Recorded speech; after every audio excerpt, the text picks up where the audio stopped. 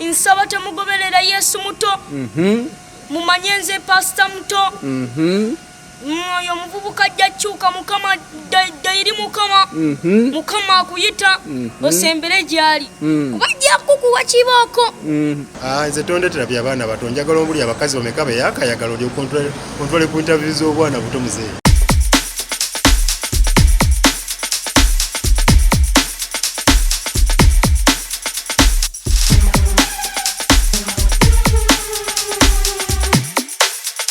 Abalabi baffe abalungi olunaku olwaleero tulina Pastor muto. Bangi mubadde mu mistakinga n'omusajja gwe bayita Yesu muto.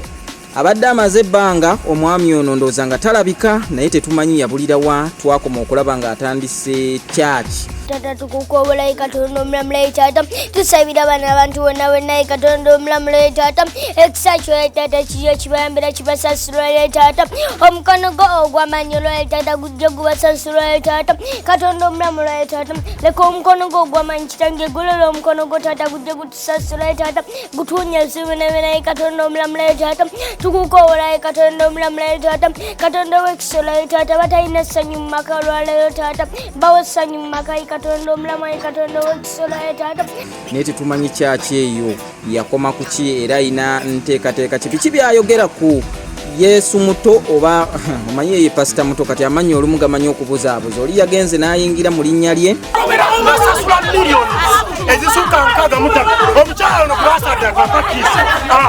ate nga abadde alikoledde ebbanga naye tetumanyi ekimuyisa kitya ng'omusajja wa Katonda. Yesu yeebazibwe. Amanya eriyo yagamba obone Yesu muto oba Pastor muto. Banaye kinsanyusiza nnyo kubanga omuvubuka oyo yeetumye Yesu muto.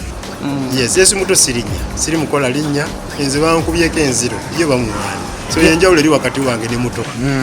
Siganye nti ayagala okwesafanyiriza erinnya lyange. Sinnugu. Naye ate omusajja yetuuma Yesu. Yesu kubaddi.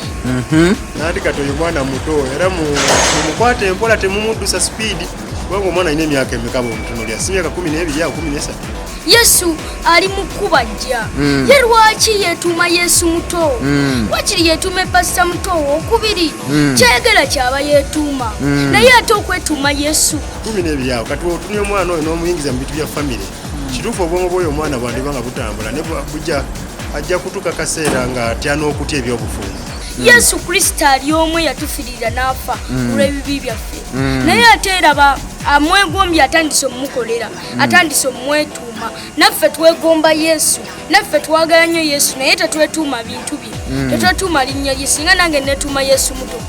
Naye nange saakyagala kukola ki? Kugoberera linnya lya Yesu.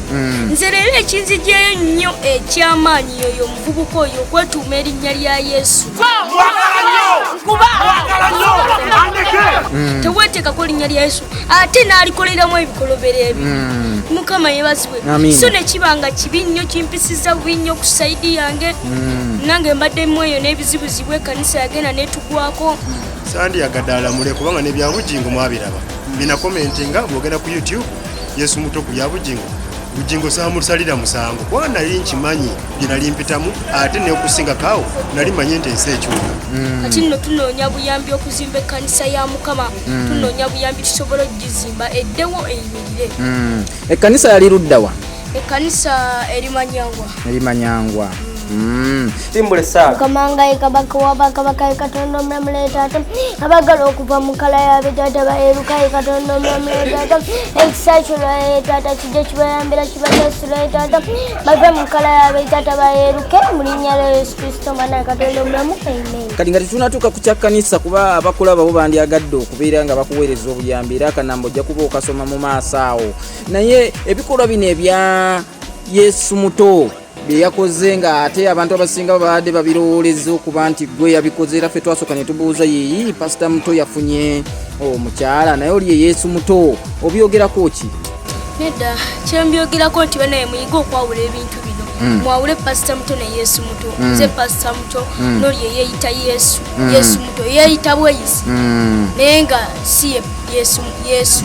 Ekyo kitegeeza nti abaana abaana okuwasana kufuna girlfriend kati ngaako omanye erinnya yafuna naye erinnya kyeki naye bambi temubikkiriza ebyo byagamba munze Yesu muto mumukkirize nti pasita muto mumukkirize nti erinnya byawandiikibwa ki byoyinza omuweerezaayo n'ogamba kati nga gwe yakenkuka bayibuli leero totubuuliddemu ku njiri enjiri leero sivuddeyo n'enjiri leero nzize kubuulirira muvubuka oyo akyukadde eri Katonda era waliyo bangi nnyo abo abasaba ssente nga baagala bazirye oba ne bazitwala mu ssabo nga bazibatumya nti era zino ssente genda ozifune mu kyaki bapasita b'obulimba nti era omuntu oli wajja nga mwavu talina ssente mugambe nti era sooka olete wanene emitwalo 10.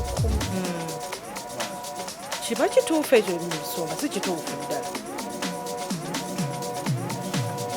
babanga abamu bafeera abo abasaba ssente nga gwe omusumba wandibadde obuulirawo otyawo eri abantu bonna abaagala okwetuuma bwe batyo abantu abaagala okwetuuma bwe batyo bannaayi mubeemu n'empisa temubikola ebyo kubanga Yesu agenda kudda ng'ate anagaana n'enyaffe mbu ababulizi b'enjiri mwaliwa nga abantu bayonooneka abantu beetuuma amannya gange kakati omwana mumpitireko tubeerewo oba tutuleko wamu ka interview nsobole okubako byemubulya bijja muyamba n'okumuzimba sikyakola linnya nakola dda enze gwe baasooka okukuba mu mawulire mu bulungi ne mu bubi kati ye amawulire amabi kigayaaka kugamba ge bakamukubako kubanga nze nebino mbadde simanyi nti bijja kujja ne pasita muto nkwagala nnyo guweereza Mukama nkwagala nnyo era nkwetondera bw'oba olowooza erinnya lyo lyenjagala kutwala manya nti 210 buulira 29 wali luddawa si bya competition that is my son kubanga omuto omwana wange asinga obuto yenkana oyo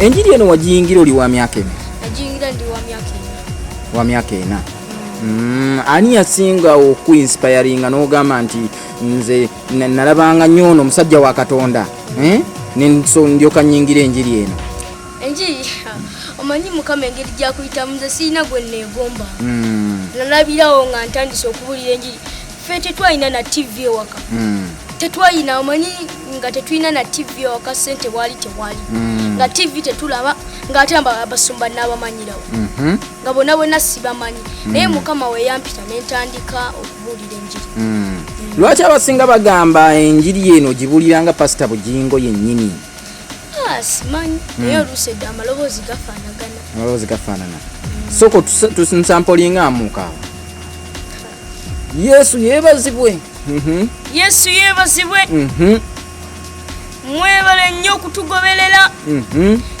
nsaba temugoberera Yesu muto basasula miliyoni ezisuka 65 omukyala ono kubasadde mumanye nze pasita muto oyo muvubuka ajja kyuka Mukama dayiri Mukama akuyita osembere gy'ali bajja kukuwa kibooko